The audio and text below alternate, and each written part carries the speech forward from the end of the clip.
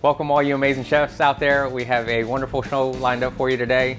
We're going to be cooking some of my family's favorite dishes. I'm Chef Michael Cortez with Amazing Chef Creations. Some of the dishes that we have today, I really enjoy cooking with my wife, daughter, and my son. We're going to be starting off with a scallop dish. It's a wonderful appetizer. I think that works well with any occasion. And then we're going to be moving on to a beef, salmon, and a sea bass dish, all interchangeable. So if you have a couple of different things that you'd like to do with those, we're going to show you some basic techniques that is going to go ahead and make all of your recipes and all of your entrees come out wonderful. We're also going to go ahead and finish with a chocolate mousse, one of my personal favorites. I'm sure that any of your guests are going to enjoy as well.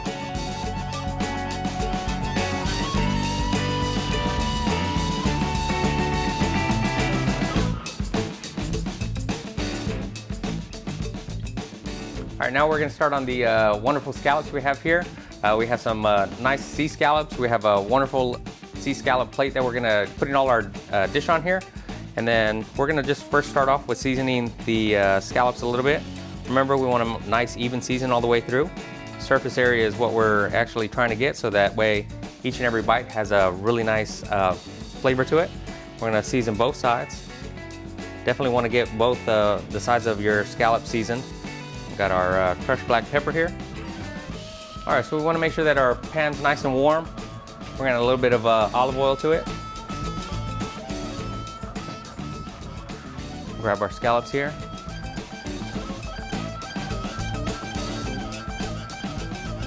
And we want to make sure that we hear that nice sizzle. If you don't hear that sizzle, you want to turn up the fire a little bit. If it looks like it's starting to get too hot, you also want to turn it down a little bit. Everybody's stoves are different, so you really gotta listen to hear that noise for you. And so every time that we're adding another scallop, we want to make sure that we're hearing that noise. We want to hear that nice sizzle. If for some reason your heat's not high enough and you don't hear that sizzle, turn it up a little bit. Wait a few seconds if you need to, just so this way the temperature of the pan comes up nice. I'm gonna go ahead and turn this one up just a little bit. I'm going to add these scallops in there. And we're just going to let them sit there. You really don't want to be shaking the pan at this point. You want to let them get a nice caramelization, get some nice color to them. And we're just going to let them sit there for just a couple minutes. We're going to let them get nice golden brown. Once we start to see the edges of them start to get brown, that's when we're going to go ahead and flip them over. Again, we have that really nice sizzle. You can see that the oil is doing its job, getting a nice sear color to them. Again, we don't want to shake them around. You don't want to move the pan too much. So this way, when we flip them over, you have a nice presentation to it. You don't want to overcrowd the pan. You don't want to have too much in there, so that way it doesn't start to steam it up. You really want to get that nice sort of sizzle to them. You give them a little bit of space. All right, so we got about 1 or 2 more minutes. We're just gonna check the bottom of them. I'm gonna check all of them just to make sure that we have a really good color, which we do. Be about maybe 2 minutes just to let them go a little bit more. I'm gonna lower the flame just a little bit, just so this way we start cooking all the way through. Also gonna go ahead and start on some a little bit of chopped onion, so that way we can add to our pan. We can make a really nice roasted corn sauce, and we're gonna go ahead and start on that over here. All right, we're ready to flip these guys over. They have some really nice color to them. As you can see, they have a beautiful crust to them. It's gonna help give us some really nice flavor. We're gonna let them sit in there for about 30 seconds, just to start kind of getting the other side of them warmed up. We're actually gonna take them out of the pan, and then we're gonna end up putting them back in once we have our sauce, so this way we can finish them up. We don't wanna overcook them, so this way they're nice and tender.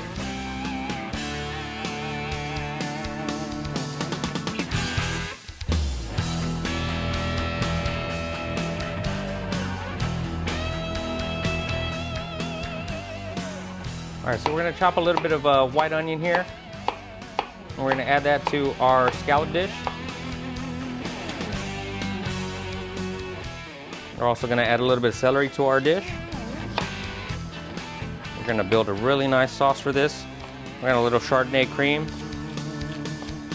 I'm gonna go ahead and show you guys how to make the Chardonnay cream.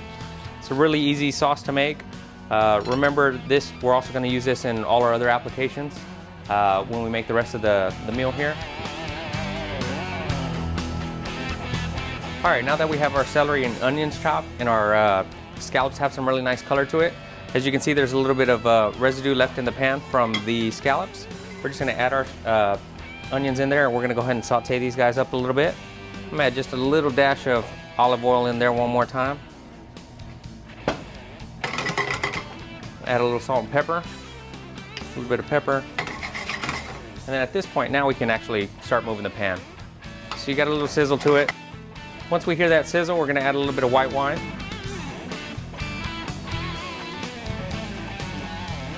Just enough to where we cover the surface of the bottom of the pan. And we wanna hear that bubbling happen.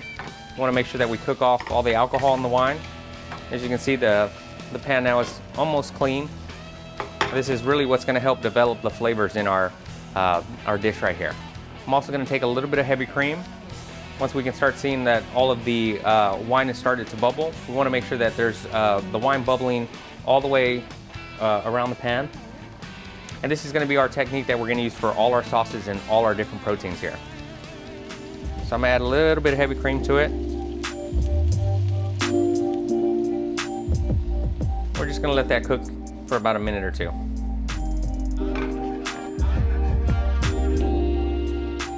Turn that up a little bit so that way it comes to a boil. As it reduces down, it'll start to get a little bit thicker. And then what we're gonna do next is we're gonna add a little bit of our corn that we've been roasting in the oven.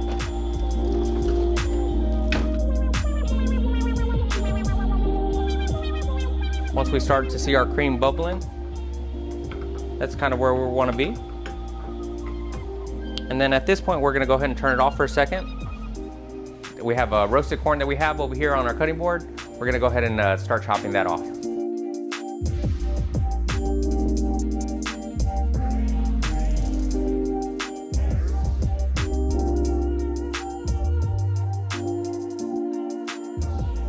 All right, now that we have the base of our sauce ready to go, I've grabbed a little bit of our roasted corn here.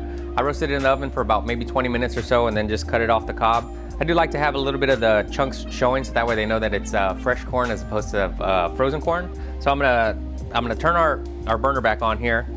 And as you can see that our cream is starting to come to a boil. I'm gonna go ahead and add the corn to it. And then I'm gonna add a little bit of chopped bacon, nice and crispy, because bacon makes everything taste good. And then I'm gonna let that cook in there for about a minute or two. And then I'm gonna go ahead and add my scallops back into our dish, so this way they can finish up. So we're gonna add those guys back in there. And we do wanna add them and make sure that the cook side is still sitting up. We wanna make sure that we keep all that caramelization on our dish. And we're just gonna let that cook for about another 1 to 2 minutes, just where it's nice and firm.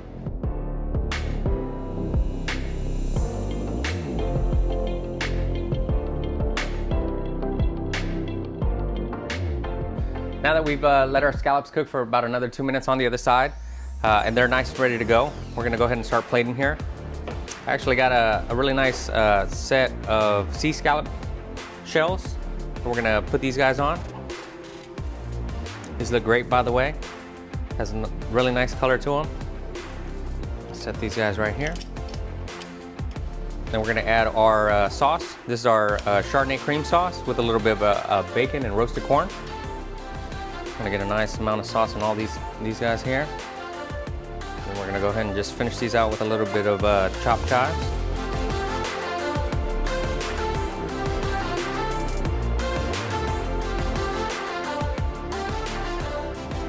And there you go. That's our pan roasted sea scallops with roasted corn and bacon with a Chardonnay cream sauce.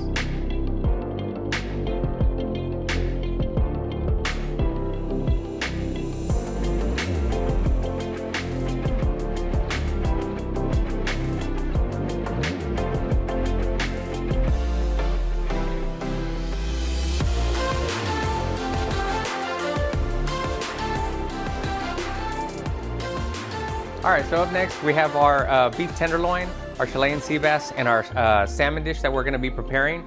We're gonna be preparing 3 different sides for it. We have a ditalini pasta that we're gonna be making a truffle mac and cheese with.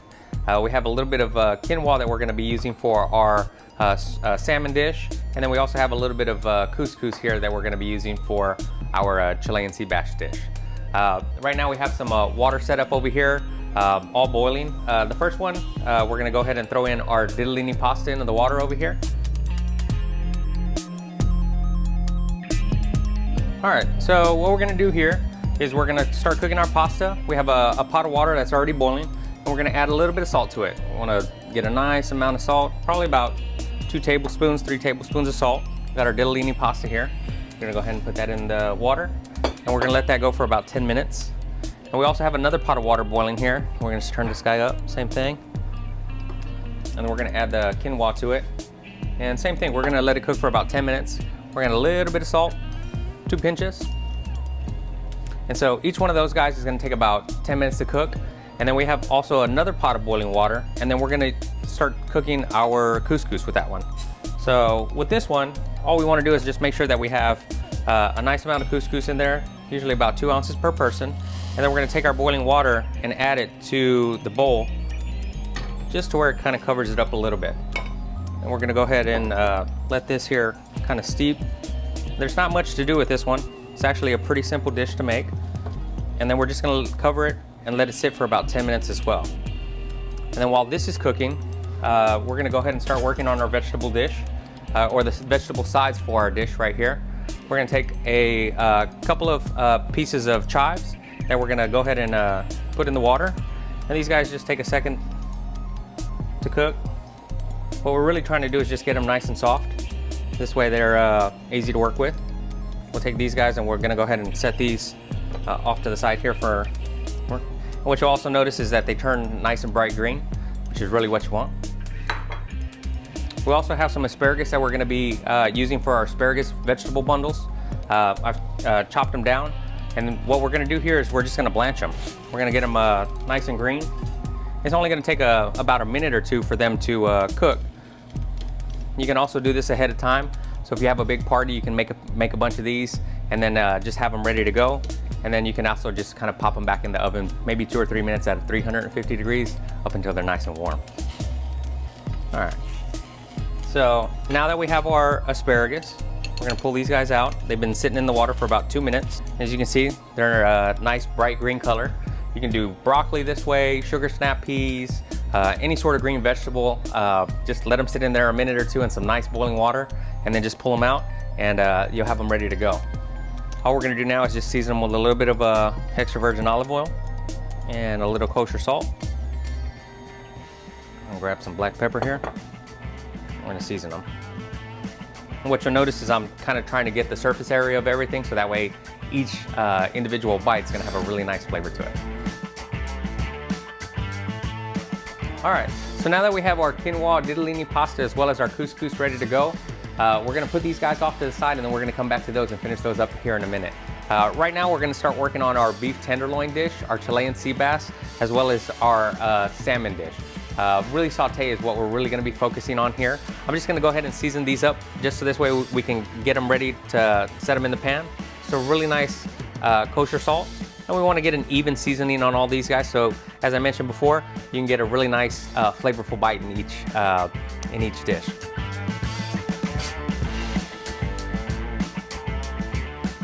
All right, now that we have our protein seasoned, we're gonna go ahead and take them over and get them ready for the pan. All right, so now that we have all our pans on the stove ready to go, I wanna just kind of feel to make sure that we got a little bit of heat coming from all of them. We're gonna go ahead and add a little bit of olive oil to all our pans. And again, what we're looking here is just really trying to focus on our technique. I wanna make sure again that our pans are warm. And then we're gonna go ahead and start putting in our proteins. I went ahead and also seasoned the other side, so that way we have both sides seasoned, so it has a really nice flavor to it. As you can see, not only can you hear the sizzle, but you can also see that it has a nice kind of bubble to it. We're also noticing that none of the pans are smoking, which is something that we want to avoid. Again, same thing there, you can hear that sizzle, you can kind of see it. And then as far as time-wise, it should only take about maybe 2 or 3 minutes. This one you can see, as I mentioned before, you want to make sure that you have that sizzle like we do in the beef pan. But since this one doesn't, we're going to go ahead and turn the flame up just a little bit. Once we start hearing that sizzle, we can go ahead and adjust our flame again as well. And what we're really trying to focus on here is just the same way that we're going to be making all of these sauces here. We're also going to make a separate sauce for our truffle mac and cheese. We're going to add a little bit of white wine to this pan, and we want to bring that to a boil. And once it starts to bubble, we're going to let it go ahead and cook for about maybe 2 to 3 minutes. I'm going to turn that guy up just a little bit, just so that way it has brings it to a nice boil. In the meantime, while we have these cooking here, we're going to let them, just like we did with the scallop dish, we're going to go ahead and check these guys in about maybe 2 to 3 minutes, just to make sure that they have a really nice color to them. So as you can see on this one has a really nice color, so we're going to go ahead and flip that guy over. And then with our fish dish, we're going to check to see if these guys have some nice color to them, which you can see it's starting to get a little bit more, but we just want to let it sit there and really kind of develop the color. The color is also going to help develop the flavor once we add all our additional ingredients in there. Same with the salmon, we check it just to see that it's starting to get a little bit of color to it. Again, we don't want to shake the pan. We want to let it kind of sort of do its thing. Bring it up.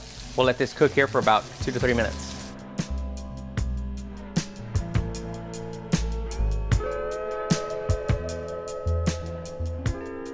All right, awesome. Now everything looks like it's got really color on the presentation side. We went ahead and flipped it over, and we're gonna let this side cook for about a minute or two as well. And then at this point, you know, really making the sauce is what we're gonna be focusing on. Each one can have a different set of vegetables. You can even do it without vegetables like we do for our white wine cream sauce over here. In each one of these dishes, I'm gonna add a little bit of celery, a little bit of carrots. These two, I'm just gonna add the celery and the carrots, or the celery and the onions in here. And this is gonna help develop our sauce with it as well. And give it a little shake. Give a little shake on all of these guys. All right, so now that we have our white wine reduced and this one's cooking, we're gonna add our white wine to the fish one. We're gonna add a little bit of white wine to our Chilean sea bass. And then I'm gonna use red wine for our beef dish, just because I like it to give it a little bit more body. We have a really nice Cabernet Sauvignon. So as you can see, we have our white wine. It's coming to a really nice boil. This one has a nice boil to it, so we're gonna add a little bit of heavy cream to it. This one's gonna be for our truffle mac and cheese. This one's gonna be our sauce for our Chilean sea bass, as well as for our light cream sauce for our salmon. And then at this point, we wanna give it a little bit of stir, shake them around a little bit, make sure that everything's incorporated there. Let our beef dish cook down as well. Each one of these is gonna have a really unique sauce flavor to it because each of the proteins is gonna have a little bit of a different flavor to it. So we're gonna add a little bit of salt into all our dishes. We wanna make sure that we have some really good flavor, as well as a little bit of pepper in all our dishes here. And we're just gonna let them cook for about another 1 to 2 minutes. At this point, you really do want to try to taste all your food. This way, you make sure that you have everything that you need. Oh, that tastes excellent. All right. That one also tastes really good. I can always remember being in the kitchen with my mom, going in there, sneaking in the kitchen, tasting a little bit of things, and kind of always going back and forth. And she was always just mentioning, you know, you really got to taste all your food so this way you know that it's got some really good flavor to it. So earliest memories of me being in the kitchen, I think that's really what kind of sparked my love and interest for being a cook and really becoming a chef. This is our cream sauce. It's ready to go for our truffle mac and cheese. I'm gonna go ahead and turn all these guys off, and then we're gonna go ahead and start getting our side dishes together and completing all our vegetables. So now that we have our vegetables and all our meat, sides, and proteins ready to go, we're gonna go ahead and finish up our vegetable dish here. We're gonna take the chives that we blanched in the hot water. We're gonna take about 7 or 8 of these nice looking asparagus. We're gonna add a little bit of the carrot, the bell pepper, and the yellow bell pepper. And we're gonna tie these guys with a chive right here. So each one of these are gonna be what we use for each one of our dishes. And you can go ahead and make these ahead of time. What's great about that is you can always just have these guys ready to go. Season them up with a little bit of olive oil, a little bit of salt and pepper, a little bit of salt, a little bit of pepper, and then when we're ready, we can go ahead and add those to our dish. We're gonna go ahead and add the couscous and our quinoa next. We're gonna finish those guys up. We're gonna add a little bit of parsley to the quinoa dish, and we're gonna add a little bit of cilantro to this one. And then what I also like to do is we're gonna go ahead and add a little bit of chopped bell pepper. I'm gonna show you guys a quick little technique to get this bell pepper nice and cleaned, ready to go. Cut a little bit of these up. We're gonna add a little bit of that to our couscous here. Adds a little bit of color, a little bit of flavor. I'm gonna show you that technique one more time. Chop off the ends. Find the side that's a little bit on the flat side. And we're just gonna kind of unroll it. Keep your knife flat. Go ahead and move these guys off the way. And then this way you have all the seeds and everything. You don't have to worry about any of those guys getting in your dish. And we're gonna add the red bell peppers to our quinoa dish here. And you really could, at this point, add any sort of vegetables that you like. Sugar snap peas, chopped broccoli. Again, this is just, imagine like you're kind of making a cheese pizza here. Just at that point, then you can add the toppings and customize it any way you'd like. So we're gonna go ahead and mix those in. Got these guys mixed in here. And then we're gonna take our cream sauce that we made earlier. We're gonna add that to our mac and cheese. This is our ditalini pasta. We have a truffle pecorino here. It's got a really nice truffle fragrance to it. Gonna mix those dishes in. And now that we have everything ready, we're gonna go ahead and plate everything up. Bring these guys off to the side. Take just a little bit of our couscous and a little bit of olive oil. Make sure that it's nice and seasoned. Same thing with our quinoa over here. Same thing, a little bit of salt, a little bit of pepper. All right, and now at this point, we're ready to start plating everything.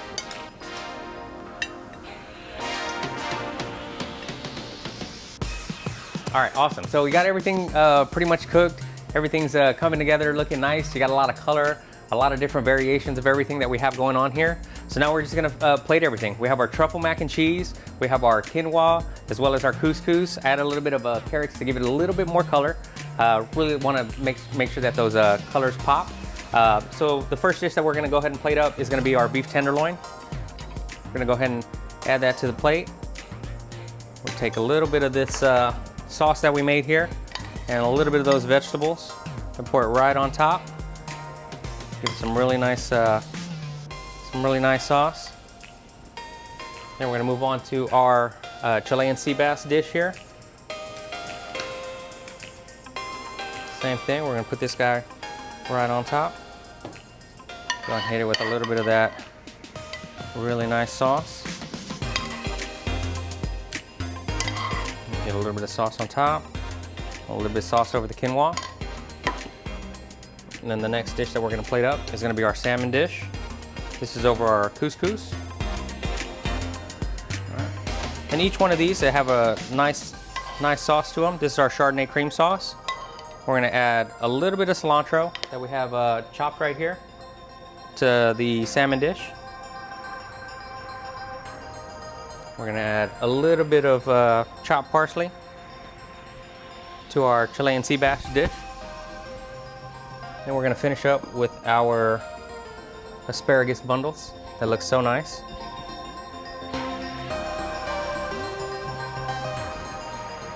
And then we're gonna finish all of these guys with a little bit of cherry tomatoes.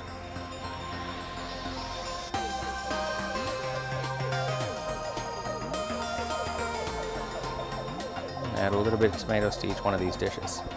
So as you can see here, they've all come together really nicely. If you have a different type of protein, a different type of fish, a different cut of steak, if you wanted to do a New York steak or even a ribeye, that would be same thing. Just kind of work on your techniques. Make sure that you have the same sort of, that you're looking, listening, and checking the time. So that way you can have a dish like this created at your home. We have our salmon pan roasted with the couscous, as well as our Chilean sea bass. And each one of these is paired with our asparagus bundle. All right, all you amazing chefs out there, we're down to our final dish. We're gonna be working on our chocolate mousse here. We're gonna go ahead and get about 1 quart of heavy cream. 1 quart is about 4 cups. We're gonna add a little bit of sugar. We got about 2 ounces of sugar. And then I like to add a really nice amount of vanilla. I think vanilla is gonna help just make all the flavor in this dish pop really nice. So we're gonna go ahead and get this guy going. All right, so as we have that cream whipping and we're gonna try and get that to some nice stiff peaks, we're gonna go ahead and we have 1 more cup of heavy cream that we're gonna be bringing to a boil. And right as it comes to a boil, we wanna add 2 cups of our chocolate chips. I like to use a really nice chocolate. That way it melts really good.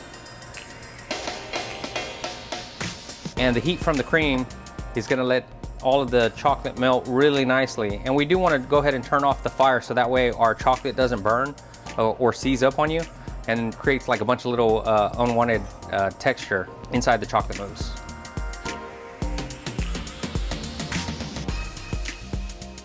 All right, now that all our chocolate is melted, you can see that we don't have any lumps in there. Looks nice and good. I'm gonna reserve a little bit of the chocolate off to the side. And we want that to stay warm. And what I have here is 1 tablespoon of gelatin that I've mixed with warm water. And I'm gonna add that to our chocolate mixture. This is our ganache right here. And then I'm gonna mix this one. And I do like to leave this one kind of on the stove where the chocolate was melting. So this way it stays nice and warm. If you let this get too cold, then the gelatin will actually start to get hard and create little lumps in your chocolate mousse. And so you do want to avoid that. So I have my ganache here, and we're gonna go ahead and bring it back over here, and then we're gonna start mixing everything together. All right, now that we have our whipped cream has been already whipped for about 2 to 3 minutes. You can see it's got some nice peaks to it. We'll leave that right there. We're gonna add our chocolate to it. And what we want to do is we want to kind of like make sure that we get all that chocolate. What we're going to do is just kind of like fold it in. We don't want to use the whisk because then you might eliminate a lot of the bubbles that you already incorporated into it. As you can see streaks of the dark chocolate, the chocolate mixed with the whipped cream, as well as the whipped cream that hasn't been incorporated with any of the chocolate. We want to make a nice smooth mixture. We're gonna go ahead and whip this for about maybe 1 to 2 minutes. Wanna make sure that we don't have any streaks in there. This way it's all one color. Once you see that all of the chocolate's been incorporated to the whipped cream, we're gonna go ahead and add our gelatin mixture.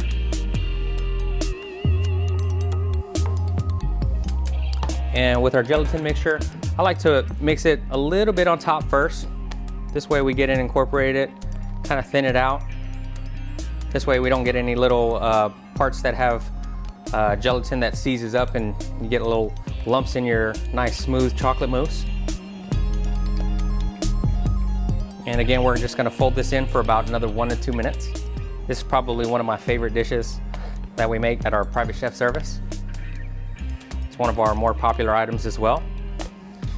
I'm gonna also show you guys a couple of different ways to plate this up. So if you wanted to do more of like sort of a dessert hors d'oeuvre style, or if you wanted to do more of a plated style, we'll have a little bit of both. And so as you can see, we don't have any streaks in any of the last little bit that we have here. And then we're gonna take our pastry bag that we have here and we're gonna fill it with the mousse.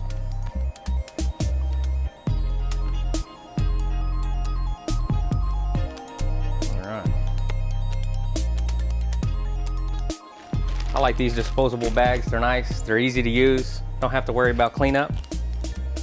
I went ahead and stuck a star tip down at the bottom. And we have a couple of little mini wine glasses that we have here. So these are 2 little mini wine glasses that we have here. We'll also have some toasted phyllo shells that we've popped in the oven for just a couple minutes, make them nice and crispy. And so we took our marble cake, we stuck them at the bottom of our little champagne glasses. We have our little phyllo shells. Just gonna throw a little garnish on there. Our chocolate mousse, we have dessert hors d'oeuvre style, or if you wanna do a little plated dinner, nice little elegance. You can stick them in the refrigerator for just a couple hours and enjoy. Awesome.